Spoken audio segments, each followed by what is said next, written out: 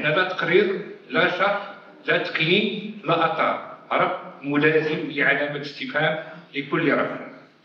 ملي كنشوفوا المسائل اللي زادت في هذا التعديل، كاين احداث حدائق عموميه من 5,300,000 حتى 7,300,000، مع انه يجب التذكير انه في 4 سنوات من 2022 حتى 2025 تم صرف 12 مليون ديال الدرهم على المناطق الخضراء، الملايين تصرف والواقع قاتل. هنا بغيت في هذا يعني إعادة القراءة، ولا بد من جبد أجور الأعوان يعني العرضيين. الأعوان العرضيين خدا ما بين يعني في 4 سنين 7 ديال المليون ديال يعني 8 مليون ديال الدرهم تقريبا. السؤال اللي طرحناه وكنعاودو نطرحوه على الأعوان العرضيين، وأنا في هذيك الواقعة اللي حضرت لها في البلدية ديال الزيتون كان لازم عليا باش نقول أنه من المفترض على السيد الرئيس باش يجيب هل تتم معاملة الاستعانة بالعمال العرضيين وفق قواعد واضحة ومحددة تضمن المساواة وتكافؤ الفرص بين جميع المترشحين، أم أن هذه العملية تخضع لممارسات غير سليمة تعتمد على الولاءات السياسية، المحاباة أو حتى الكروت الانتخابية، أم تتحكم فيها المسألة اللي قال لنا واحد الشاب تما تو مونج جو مونج. كنشوفوا هناك قفزة ضخمة وغير مسبوقة في مساعدات ودعم الجمعيات ما بين إلى جينا قارنا ما بين 2025 و 2023 من 600,000 درهم إلى 3 مليون ديال الدرهم، أي أكثر من 4 أضعاف.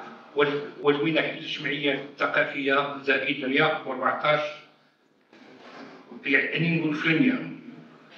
كنت أقول دائما أنا كنت كنظن في الوقت اللي ما وصلتناش الرسالة ديال السيد العامل، قلت أنه إلى رجعها أنه شاف أنه ربما هذه الميزانية هل هي ميزانية تسير أم ميزانية الحملة الانتخابية، لأنه يهذب والسباقة وواحد مجموعة المسائل، وزاد دابا الجمعيات، وزاد اعتمادات الحدائق والنافورات.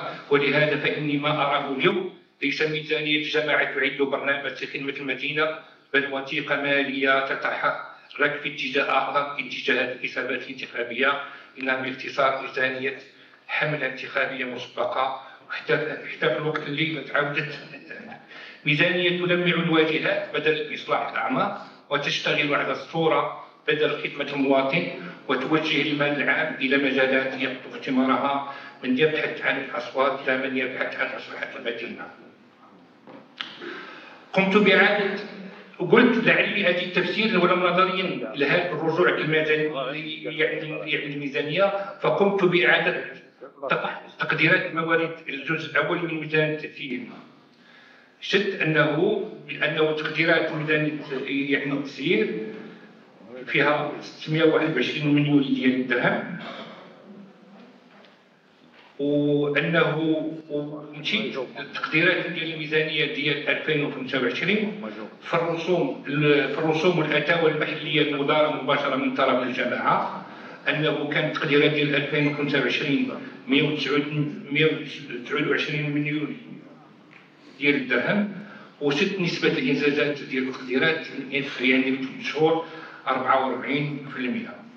يعني أداء هزيل لا يتزاوج 44% في تحسين الموارد الذاتية لتقديرات مداخل ميزانية 2025، أما معدل التحصيل الفعلي الإجمالي لتقديرات مداخل ميزانية 2025 إلى حدود نهاية شهر أغسطس، أي بعد مرور 8 أشهر كاملة من السنة المالية، فلم يتزاوج 59%. ومع هذا الأداء المتواضع والمخجل، ومع هذا القصور الواضح في تعبئة الموارد الذاتية وضعف الفعالية في التدبير المالي، نجد أنفسنا أمام مشروع ميزانية 2026 يحمل أرقاما منتفخة لا تستند إلى أي تحصيل واقعي. وكنت أتوقع أن تتركز ملاحظة السلطة الوصية على هذه النقاط تحديدا في مدينة نابضة بالحياة والنشاط الاقتصادي. في مدينة نابضة بالحياة والنشاط الاقتصادي كنلقى أنه مداخل وكالات البيع بالجملة للخضر والفواكه نقصات. إذا شفنا سنة 2023 في 8 شهور دخلنا 5 مليون ديال الدراهم و400,000، وسنة 2025 إلى غاية 31/8/2000 هذاك تقريبا 4 مليون ديال الدراهم. وإلا جينا قارنا مكناس رسالة نصطدم بمعطى صادم أنه إيرادات 5 سنوات في مكناس تساوي تقريبا إيرادات سنة واحدة رسالة، مع أنه عدد السكان عندنا تقريبا 940,000 سنة وسالة من النساء.